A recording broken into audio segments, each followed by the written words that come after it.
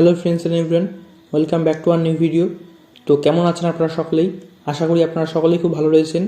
তো আজকের ভিডিওতে আমরা জানবো যে ধনু রাশির জাতক বা জাতিকাদের জন্য 2025 সালে শনি মার্চ মাস পর্যন্ত কুম্ভ রাশিতে রয়েছে। তো তিনি মার্চ মাস পর্যন্ত ধনু রাশির জাতক বা জাতিকাদের জন্য কীরকমটা প্রভাব ফেলবে। তো আপনাদের সকলকে বলে রাখি, 2025 সাল কিন্তু মঙ্গলের বছর। তো যে কোনো কাজ শুরু করার আগে হনুমানজির নাম নিয়ে বা হনুমান চালিসা পড়ে তারপরেই যে কোনো কাজে কিন্তু বের হবেন। এবং নিজের দিনটি শুরু করার আগে অবশ্যই নিজেকে কোনো স্পোর্টসের মধ্যে কিংবা শারীরিক চর্চার মধ্যে কিন্তু রাখবেন। তাহলে কিন্তু মঙ্গলের যে এনার্জিটা কিন্তু আপনার মধ্যে কিন্তু চ্যানেলাইজ কিন্তু হবে। এটা হচ্ছে মেইন কথা। তার কারণ মঙ্গল কিন্তু ফিটনেসের দেবতা, মঙ্গল কিন্তু স্পোর্টসের দেবতা। তিনি কিন্তু একটা ফিটনেস এবং স্পোর্টস কিংবা তিনি কিন্তু যোদ্ধাও কিন্তু। তো শারীরিক দিক থেকে কিন্তু আপনাকে কিন্তু এই বছরে কিন্তু ফিট থাকতে হবে। তারপর বলি শনির কথায়। শনি যেহেতু আপনাদের লগ্নের রেসপেক্টে থার্ড হাউসে রয়েছে, তো শনি এখানে কিন্তু এক কথায় বোঝা হচ্ছে যে আপনাদের কিন্তু এই সময় কিন্তু অলসতা আসতে পারে। তো এই সময় কিন্তু অলসতা কিন্তু দূর করতে হবে। এই সময় কিন্তু ভাই বোনদের সাথে সম্পর্ক কিন্তু ঠিকঠাক রাখা দরকার। তার কারণ এই সময় কিন্তু শনি কিন্তু এইগুলো জিনিসকে কিন্তু এক কথা চ্যালেঞ্জ করবে আপনাকে, আর চ্যালেঞ্জ কিন্তু অ্যাকসেপ্ট করতে হবে আপনাকে। এই সময় কিন্তু আপনাকে কিন্তু কমিউনিকেশনের দিকেও কিন্তু পরিশ্রম কিন্তু করতে হবে। লোকের সাথে কিন্তু কমিউনিকেশন কিন্তু ভালো করতে হবে। ইন্ট্রোভার্ট হলে কিন্তু চলবে না। আপনি যদি এক্সট্রাভার্ট নাও হতে পারেন, অন্তত চেষ্টা করুন লোকদের মাঝখানে কিন্তু থাকার। এই জিনিসটা কিন্তু চেষ্টা অবশ্যই করা দরকার আপনার। এবং শনির যেহেতু তৃতীয় দৃষ্টি পড়ছে আপনার পঞ্চম ঘরে, পঞ্চম ঘর থেকে আমরা কি বুঝি? লার্নিং বুঝি, পূর্বপূর্ণ এই সমস্ত জিনিস কিন্তু বুঝি। তো এই সময় যারা শিক্ষার্থীরা রয়েছেন, যারা পড়াশোনার সাথে যুক্ত, তারা যদি এই সময় ইতিহাস কিংবা ঐতিহাসিক পুরানো যে কোনো জিনিস নিয়ে যদি গবেষণা বা পড়াশোনা করেন, তাদের জন্য কিন্তু এটি কিন্তু খুবই বেনিফিশিয়াল কিন্তু কানেকশান। এবং কোনো নতুন জিনিস বা কোনো নতুন কিছু ভালো জিনিস পাওয়ার জন্য আপনি কিন্তু এই সময় কিন্তু কর্ম করতে হবে। কারণ ফিফথ হাউস কিন্তু পূর্বপুণ্য বা পুণ্যের একটি ভালো ঘর, লার্নিংয়ের ঘর। তো এই ঘর থেকে লাভ পেতে হলে কিন্তু আপনাকে কিন্তু কর্ম বা চেষ্টা কিন্তু করতে হবে শনি, তাহলে কিন্তু আপনাকে কিন্তু পজিটিভ রেজাল্টটা দিবে।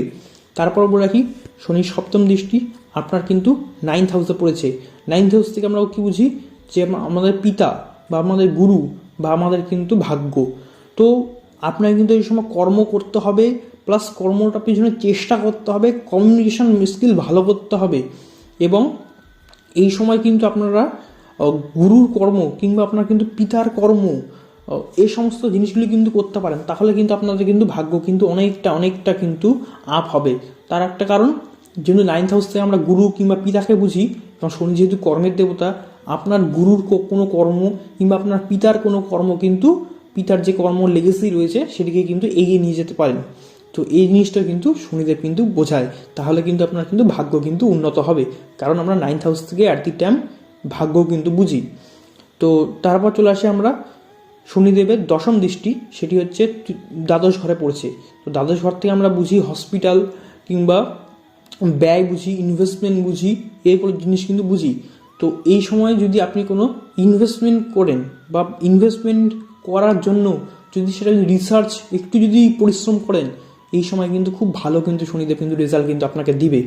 কিংবা আপনি যদি এই সময় দেখা যায় যে কোনো বলতে পারেন কোনো নার্স বা কোনো যে হসপিটালের সেবা করে, যেমন হসপিটাল অনেকজন রয়েছে যে সিকিউরিটি গার্ডের কাজ করে কিংবা যে কোনো জিনিস পরিষ্কার করে, তাদের সাথে যদি ভালো ব্যবহার করেন কিংবা তাদেরকে যদি কোনো গিফট কিংবা বলতে পারেন কিছু টিপ বা যে কোনো জিনিসই তাদেরকে যদি কোনো রকমভাবে যদি হেল্প করেন, তাহলে কিন্তু শনিদেব কিন্তু আপনার কিন্তু বেনিফিশিয়াল কিন্তু কানেকশন দেবে। তার কারণ যারা নিচু মানের কাজ করে বা যারা ছোটো মোটো কাজ করে, তাদেরকে কিন্তু শনিদেব রিপ্রেজেন্ট করে। এবং 12th হাউস যেহেতু হসপিটালটারও ঘর, এবং 12th হাউসে কিন্তু শনিদেবের দশম দৃষ্টি পড়েছে, কর্মের দৃষ্টি। তো আপনি যদি এই কর্মটি করেন, আপনার জন্য কিন্তু খুব কিন্তু বেনিফিশিয়াল কিন্তু কানেকশান। এবং এই সময় কিন্তু আপনি যদি গুরুর কথা মেনে কিংবা কোনো মেন্টরের কথা মেনে আপনি যদি কোনো ইনভেস্টমেন্ট করেন এবং একটু যদি পরিশ্রম করেন, তাহলে কিন্তু এই শনিদেব কিন্তু আপনাকে কিন্তু প্রচুর কিন্তু বেনিফিশিয়াল কিন্তু কানেকশন কিন্তু দেবে। এই জিনিসটা মাথায় রাখবেন। এবং মার্চ মাসের পর শনিদেব চলে যাবে মীন রাশিতে। তখন আমি একটি পার্ট 2 বানাবো আবার, যে শনিদেব কীরকম ফল দেবে। এবং তার সাথে সাথে গুরুদেব বৃহস্পতি, তিনি এখন রয়েছে বৃষ রাশিতে, তিনিও যাবেন মিথুনে। এবং রাহু কেতু সবাই কিন্তু রাশি পরিবর্তন করবে। তো আমি কিন্তু ডিটেলভাবে একটা ভিডিও আনবো ধীরে ধীরে ধীরে ধীরে।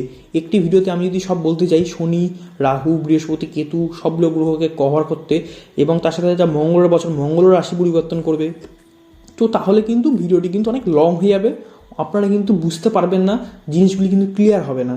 তাই জন্য মার্চ মাস পর্যন্ত আপনাদের একটা ক্লিয়ার ইন্ডিকেশন দিয়ে দিলাম যে মার্চ মাস পর্যন্ত আপনাদের সময়টি কিন্তু কীরকম যাবে। তো আশা করি আপনাদের সকলের খুব ভালো লেগেছে ভিডিওটি। যদি ভালো লেগে থাকে তাহলে একটি লাইক দিবেন, চ্যানেলটিকে সাবস্ক্রাইব করবেন, এবং দেখা হচ্ছে পরের ভিডিওতে। আজকের মতো বিদায়।